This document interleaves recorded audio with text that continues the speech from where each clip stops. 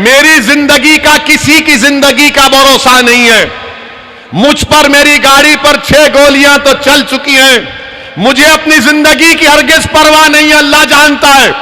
मैं मौत से नहीं डरता हूं, मैं मौत से नहीं डरता। मैं डरता इस बात से हूं कि जब खबर में जाऊंगा तो जब सवालात किए जाएंगे, जब वो चेहरे मुबारक दिखा जाएगा, तो मैं अल्लाह से दुआ करता हूं कि या अल्लाह मेरी जबान से निकले कि मैं इनका गुलाम हूं, मैं इनका गुलाम हूं। मुझे खौफ इस बात का है कि जब हिसाब किताब का दिन होगा, कहीं मेरे अमाल में कमी ना पड़ जाए। मैं इसीलिए काम कर रहा हूं, अल्लाह जानता है मेरे हाल को, मेरी नीयत को। मेरे अजीज दोस्तों और बुजुर्गों, हिम्मत मत हारो, मायूस मत हो। याद रखो, सलाहुद्दीन अय्यूबी को जानते हो? जानते हो सलाहुद्दीन अय्यूबी को? तो सलाहुद्दीन अय्यूबी का वाकया कि सलाहुद्दीन अय्यूबी को आकर किसी ने कहा कि उस मस्जिद अक्सा और बैतुल मुकद्दस को हासिल करने के लिए दुश्मन की फौजें कश्तियों से आ रही हैं हजारों की तादाद में। तो सलाहुद्दीन अय्यूबी परेशान हो गया। तो सलाहुद्दीन अय्यूबी रहमतुल्लाह अलैह ने रात के अंधेरे में तहज्जुद गुजारता सलाहुद्दीन अय्यूबी रहमतुल्लाह अलैह। सलाहुद्दीन अय्यूबी ने रात में जानिमाज बिछाई, अल्लाह के आगे सर्वसजूद हो गया और गिड़गिड़ा कर रो कर अल्लाह से दुआ कर रहा था, या अल्लाह हम कमजोर हैं, हम कमजोर हैं, या अल्लाह बचा ले हमको। ये जो हजारों की तादाद में कश्तियां आ रही हैं मुझे बर्बाद करने के लिए, अल्लाह तू बचा ले। रात भर सलाहुद्दीन अय्यूबी रोता रहा, सिसकियां लेता रहा। और जब फजर की नमाज के बाद सलाहुद्दीन अय्यूबी ने एक अहले दिल से मुलाकात की और उनसे कहा कि हजरत आप भी दुआ फरमाइए कि मेरे मस्जिद अक्सा और बैतुल मुकद्दस के लिए कश्तियां आ रही हैं। तो उस अहले दिल ने सलाहुद्दीन अय्यूबी का हाथ पकड़कर कहा कि बादशाह सलाहुद्दीन, तूने रात में रो कर अपने रब को मना लिया और तेरे आंसुओं की वजह से अल्लाह की रहमत जोश में आई और अल्लाह ने समंदर में तूफान लाकर उन कश्तियों को गरक कर दिया, डुबो दिया। तो नौजवानों, अल्लाह को राजी करना है। अल्लाह को राजी करोगे? इंशाअल्लाह बोल रहे तो कैसे राजी करोगे?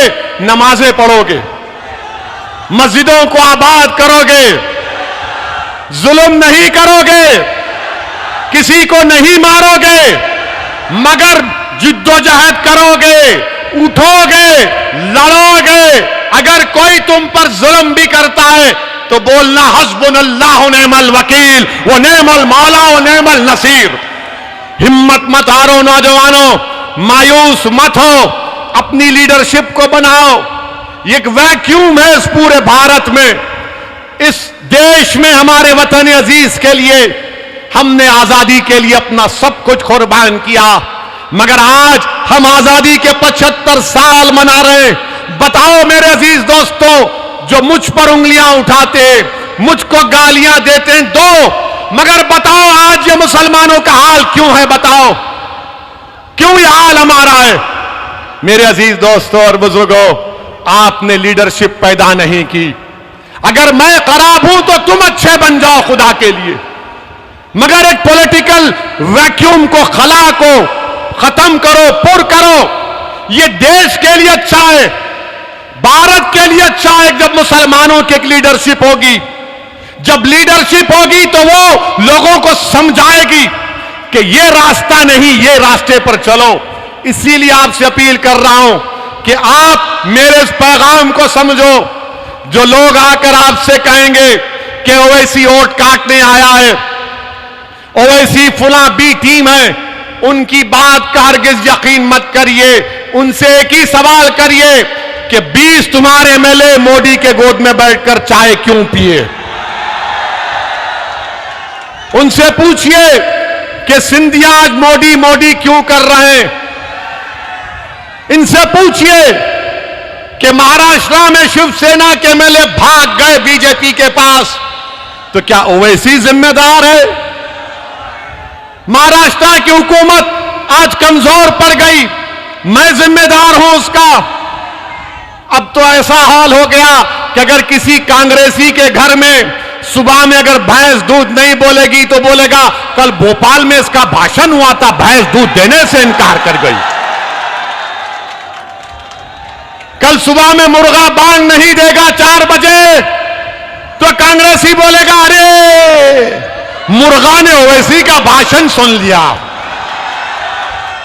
मेरे अजीज दोस्तों और बुजुर्गों, मेरी आपसे अदबन गुजारिश है कि आप अपनी सियासी ताकत को मजबूत करिए और हम पूरी ताकत के साथ एक दूसरे का बल्कि वतन को मजबूत करना है। मेरे अजीज दोस्तों, नौजवानों, अपने हिम्मत और हौसले को बुलंद रखो, मजलिस को मजबूत करो, वोट डालो, नुमाइंदों को कामयाब करो। एक सियासी सफर का आगाज मैं अल्लाह की जात पर हम सब लोग तवक्कल करके आपके भरोसे पर मध्य प्रदेश में अपने सियासी सफर का आगाज कर रहे हैं। मेरी आपसे गुजारिश है कि आप इसमें साथ दीजिए। नौजवानों जिनकी उम्र 20-22 साल है, तुम जब से पैदा हुए तुम भाजपा की सरकार देख रहे हो। मैं तुमसे वादा कर रहा हूं कि तुम मजलिस का साथ दो।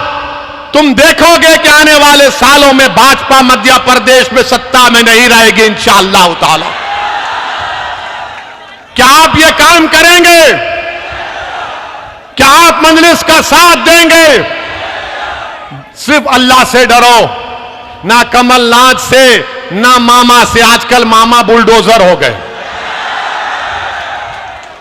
आजकल भूल गए वो ईद के दिन जो टोपी पहन के आते थे, क्योंकि मामा को डर लग गया कि ये होम मिनिस्टर मेरी कुर्सी पे नजर लगा के बैठा है।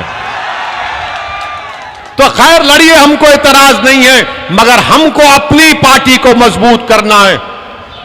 मेरे अजीज दोस्तों और बुजुर्गों, 6 जुलाई को पतंग के निशान पर बटन दबाकर आप मजलिस को कामयाब करिए, करेंगे ना इंशाअल्लाह। अगर कोई कमजोरियां हैं तो मैं आपसे माजरत चाहता हूं, हमको माफ कर दीजिए। पहली मर्तबा लड़ रहे हैं, बहुत से नौजवान हैं जिनको सियासी हरबे नहीं आते, बल्कि इनकी नीयतों में इखलास है, इनकी नीयतें साफ हैं। वो गरीब और मजलूमों के लिए लड़ना चाहते हैं।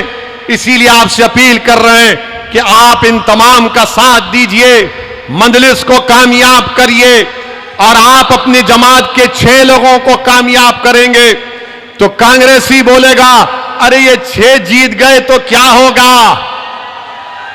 तो उनसे कहिए भारत की पार्लियामेंट में हमारे 2 दीवाने हैं। 540 की ऐवान में 2 दीवानों में से अगर एक शेरवानी खड़े हो जाता तो सबको परेशानी शुरू हो जाती है। ये मिजाज पैदा करना है और हम इंशाअल्लाह ताला अल्लाह जरूर असदुद्दीन ओवैसी से ज्यादा काबिल, नेक, तकवा, परहेजगार लोगों को आपकी क़ियादत करने का मौका देगा। मगर आपको बनना है मेरे भाई। कोई आसमान से नेता नहीं आने वाला है, कोई जमीन से निकलकर नहीं आने वाला है। आपको नेता बनना है। नौजवानों, तुमको लीडर बनना है ताकि आने वाले 10-15 साल में असदुद्दीन ओवैसी जब बूढ़ा हो जाएगा, अगर जिंदा रहेगा, तो मैं देखूंगा कि तुम उस नौजवान का नाम लेकर कह रहे हो कि ये हमारी ताकत है, ये हमारी भारत के लोकतंत्र में उम्मीद है।